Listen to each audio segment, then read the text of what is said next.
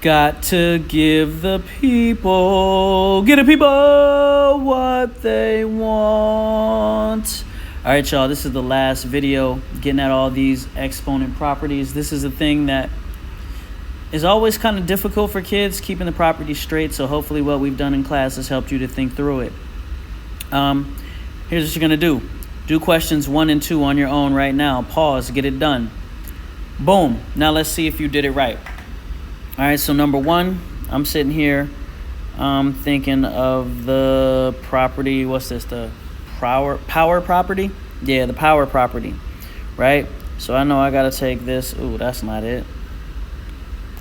I got to take this and multiply it with every exponent inside. Notice I gave the -2 an exponent. So I have -2 to the 4th power n to the 12th power. And so now -2 to the 4th power I can figure out. So that's -2 times -2 times -2 times -2, right? 4, -8, 16. So my final answer is 16n to the 12th power. Did you get that? Are you on top of the game? Did you remember that 2 has that invisible to the 1st power with it? Hopefully you did. All right, I'm looking here. I'm thinking, yeah, this is looking like quotient rule. So the quotient rule is kind of complex, but if I remember correctly, first thing we're going to do is we're going to simplify that. So -2 divided by -2 is just the number 1. All right, so we have 1m to the 3 minus -3, and we have n to the 4th minus 5. I know these negatives at the bottom are what can get us. So I end up with 1m, 3 minus -3 is 3 plus 3. That's m to the 6. 4 minus 5 is n to the -1. But then I'm like, dang, son. I gotta write these with no negative exponents. Oh yeah, remember, no negative exponents. So I'm like, all right, I got this. Well, this really just got a fraction bar, so 1 stays at top, m to the 6 stays at top, and n to the -1, I gotta move to the bottom and get rid of that. Boom, boom, boom. I know y'all did it. I know y'all got this because y'all are killing the game. So do number 3 and 4 now by yourself. Pause it right here. Get them done. All right, cool. Hopefully y'all did that. So you were like, okay, this is looking very product rule-ish to me. So let me take this -6 and -10. Let me go ahead and multiply those together. So -6 and -10 is positive. I almost wrote negative. Positive 60. And now, my exponents, I got to start adding them things up. So I'm going to do x to the 3rd plus -5. And I'm going to do y to the -8 plus 7. So let's see what we get. We have 60 x to the -2, y to the -1. And then we're like, no negative exponents. So let's keep it going, no negative exponents. So I'm going to rewrite this. This is 60. And at the bottom, right, I got to move x to the -2 down. So that's x squared at the bottom. And I got to move y to the -1 down. That's y to the 1st.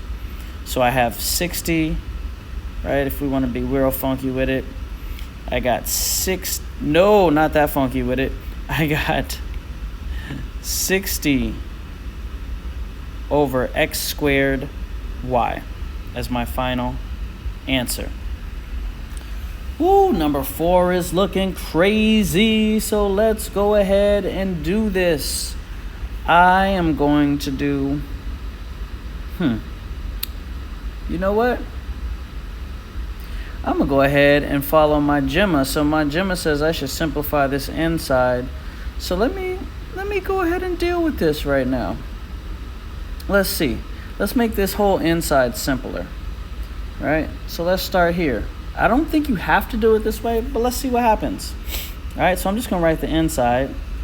6/8 x to the 4th, x to the 3rd, y to the -2, y to the 5th, because I know I could do some simplifying here. Well, I know that 6/8 is divide by 2, divide by 2, divide by 2. So that's going to give me 3/4. I get x to the 4 minus 3 and y to the -2 minus 5. So I have 3/4 x to the first power, y to the -7. That's what that inside simplifies to, right? I can go ahead and simplify all of that. And then I'm going to go ahead and rewrite that with no negative exponents. So it's going to be 3/4 x y to the 7th. And now what I got to remember is I have all this, but it still has to be to the 3rd power.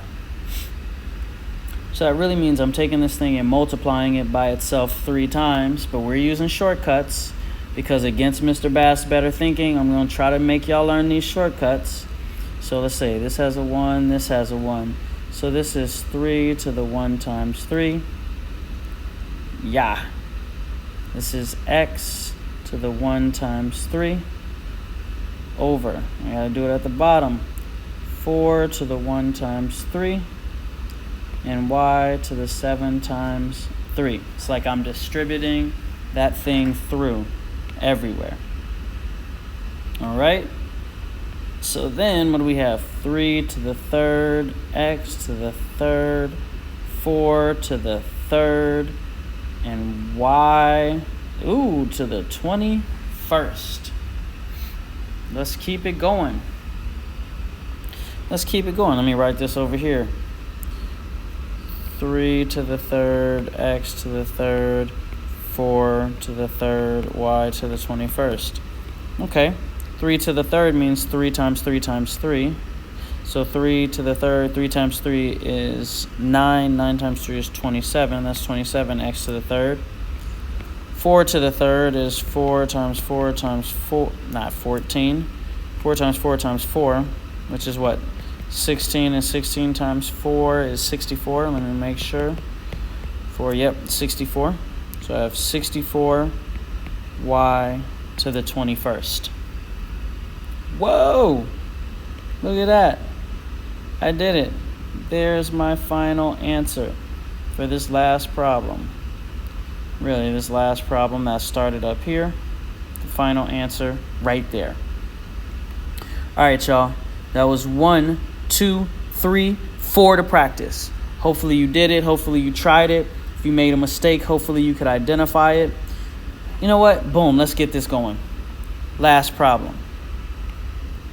Try on your own. You got this. You can do it. Bring it to class. All right. 1, 2, 3, Mr. Bass. I'm out. Peace.